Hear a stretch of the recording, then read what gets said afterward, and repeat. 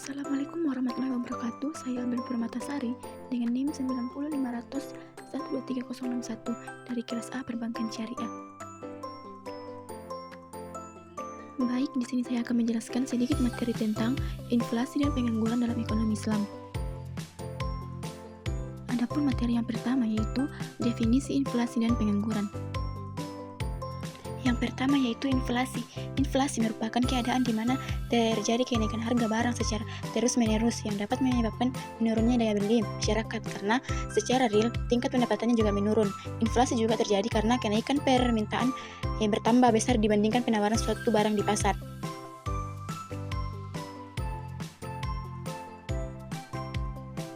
Yang kedua yaitu pengangguran. Pengangguran dalam arti luas adalah penduduk yang tidak bekerja atau tidak memiliki pekerjaan. Menurut Badan Pusat Statistik dalam indikator ketenagakerjaan, pengangguran adalah penduduk umur 15 tahun ke atas yang tidak bekerja, namun sedang mencari pekerjaan atau sedang mempersiapkan suatu usaha baru, atau penduduk yang tidak mencari pekerjaan karena sudah diterima bekerja tetapi belum mulai bekerja.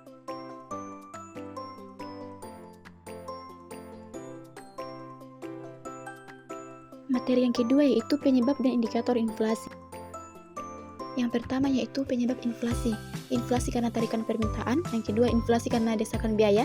Yang ketiga, inflasi karena campuran. Yang kedua yaitu indikator inflasi. Indeks harga konsumen. Yang kedua, indeks harga produsen. Dan yang terakhir itu deflator produk domestik bruto.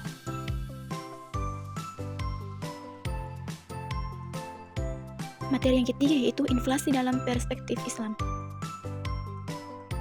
Dalam perspektif Islam, inflasi bukan merupakan suatu masalah utama ekonomi secara agregat karena mata uangnya stabil dengan digunakannya mata uang dinar dan dirham. Penurunan nilai masih mungkin terjadi, yaitu ketika nilai emas yang menopang, nilai nominal dinar itu mengalami penurunan, diantaranya akibat ditemukannya emas dalam jumlah yang besar. Tapi keadaan ini kecil sekali kemungkinannya.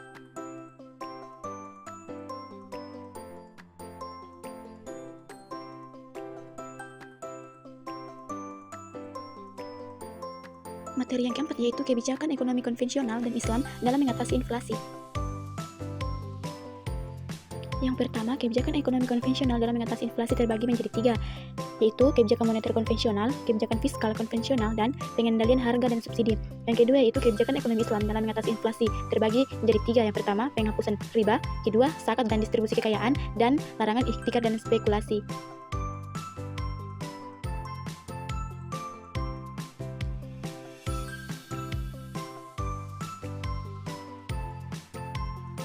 Materi yang kelima yaitu pengangguran dalam perekonomian.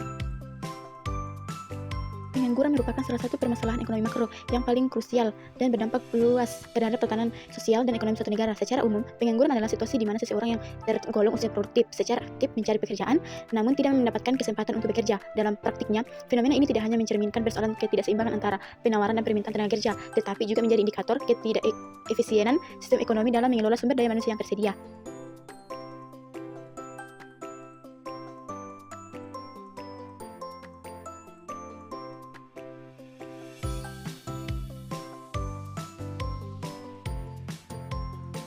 Materi yang keenam yaitu hubungan pengangguran dan inflasi. Yang pertama yaitu konsep dasar pengangguran dan inflasi, dan yang kedua pandangan Islam tentang pengangguran dan inflasi. Materi yang terakhir yaitu kebijakan pengangguran dan inflasi. Yang pertama yaitu kebijakan pemerintah dalam mengatasi pengangguran. Pengangguran merupakan salah satu permasalahan ekonomi makro yang memiliki dampak serius terhadap kehidupan sosial dan kesejahteraan masyarakat. Tingginya angka pengangguran tidak hanya menunjukkan adanya ketidakefisienan dalam pemanfaatan sumber daya manusia, tetapi juga berdampak pada menurunnya pendapatan nasional, meningkatnya kemiskinan, serta berkurangnya stabilitas sosial.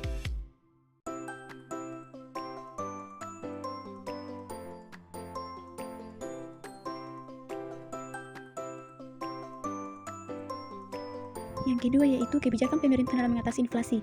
Inflasi merupakan fenomena ekonomi makro yang sangat penting dan selalu menjadi perhatian utama dalam perumusan kebijakan ekonomi di berbagai negara, termasuk Indonesia. Inflasi secara umum dapat diartikan sebagai kenaikan harga barang dan jasa secara umum dan terus-menerus dalam suatu periode tertentu. Kenaikan harga ini menurunkan daya beli masyarakat, mengganggu stabilitas ekonomi, dan berdampak luas terhadap kesejahteraan rakyat.